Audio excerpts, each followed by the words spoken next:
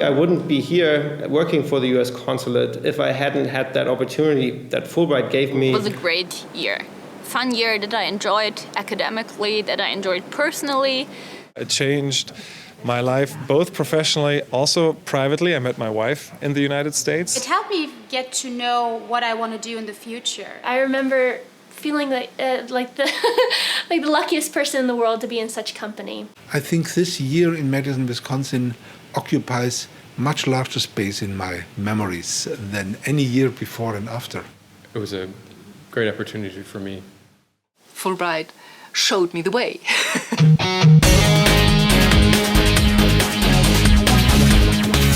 Hello, my name is David Patrician, proud Fulbright alumnus from the class of 2006. And today I'll be your host. Let's meet some of the former grantees to hear about the impact of their Fulbright experience. Actually, the funniest reaction was just in the first days when I arrived at Pratt. And I went to the International Student Office and they said, "Oh yeah, here's this Fulbright grant, yeah, here's the Fulbright." And I'm like, "Yeah, my name is Daniela. Ah, here's the Fulbright." And her name is Daniela. So I think it was so funny, and it's the first time that I realized that this program is really big and strong.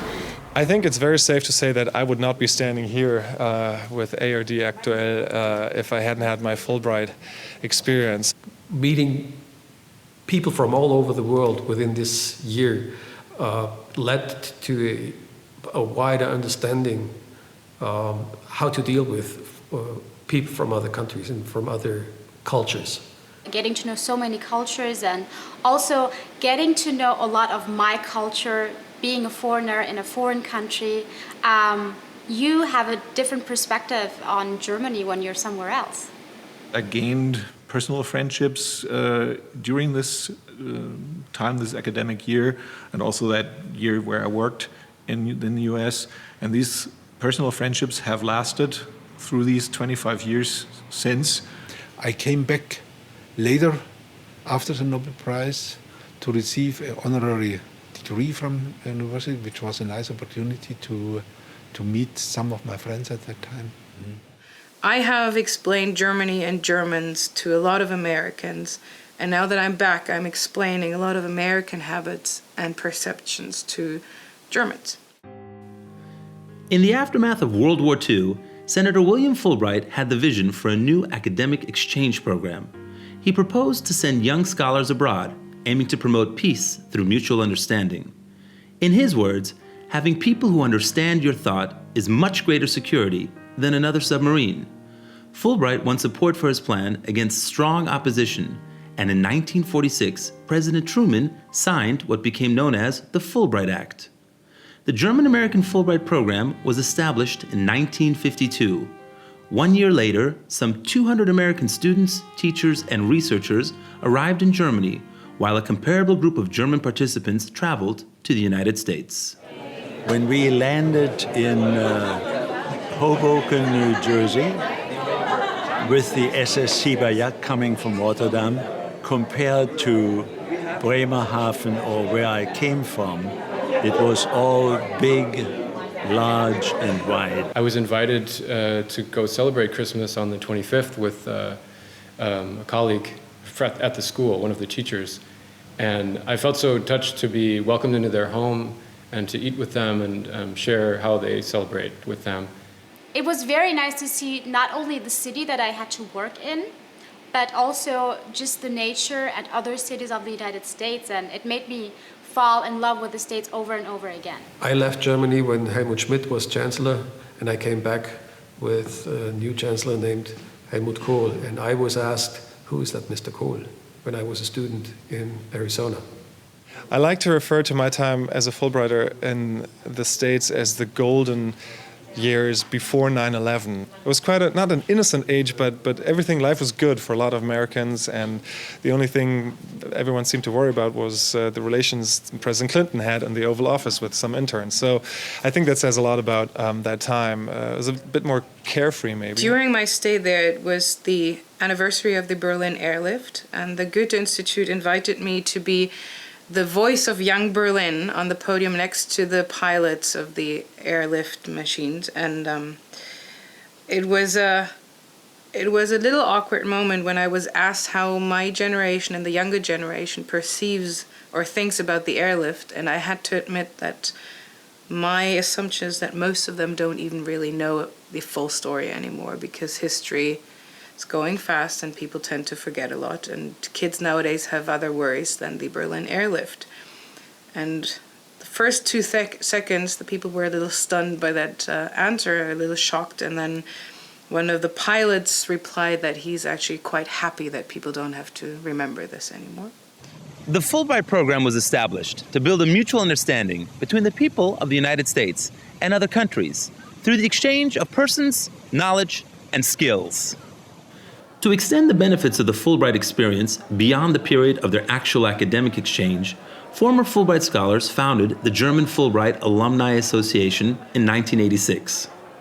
The association is active in organizing national events and also in regional chapters throughout Germany. They provide a tangible local presence and a rich choice of social and cultural activities.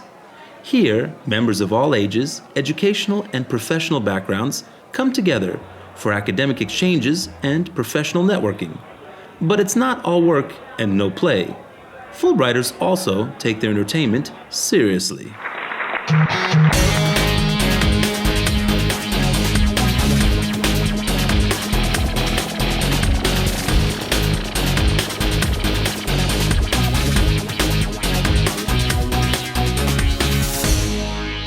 An alumni association is an instant network of change makers. When I meet Fulbright alumni here back in Germany, there's always, you're a Fulbrighter, I was one too, and there's this direct connection that's great. It's fun. It's always a little trip in the past, and it's also about building up the future. It's a great opportunity to try yourself in real life, not academic life, but real life, to take responsibility, to try out leadership positions, to really have an impact in real life by organizing events, by publishing the Fulbright magazine. Basically, you get into a new family. When you are a Fulbrighter, you're part of that family. It's immediately understood, that my home is your home. It's something you'll be all your life long. It's something nobody can ever take away from you. It's something you're going to appreciate and cherish all life long. And why not be part of the gang? Again, it's fun. It's casual, and yet it's always a very stimulating crowd of people and great interactions, and people come from all different backgrounds and from all different disciplines. Apart from everything else, the Alumni Association is an excellent professional network. It has helped me more than once to develop my career. And I think being part of the Alumni Association is a nice way to be able to give something back to the program. I think the Fulbright Alumni Organization has so much to offer that the question really is, why would you not join it? Having the initiative to apply for a Fulbright grant, as opposed to any other international exchange program, you're already committing to, devoting your activities towards social change. And so joining an alumni association is more or less reaffirming that commitment, reaffirming that desire to do more with your life than than your own little niche, right? To apply yourself for a better society. 60 years ago, I was a Fulbrighter, young Fulbrighter, active, full of curiosity. I'm 80, I'm still full of curiosity. And I enjoy being with the young Fulbrighters because I see myself in them. And so you are always a Fulbrighter. I couldn't agree more. Once a Fulbrighter for life. And now it's time to build on your Fulbright experience. Come and join our alumni network.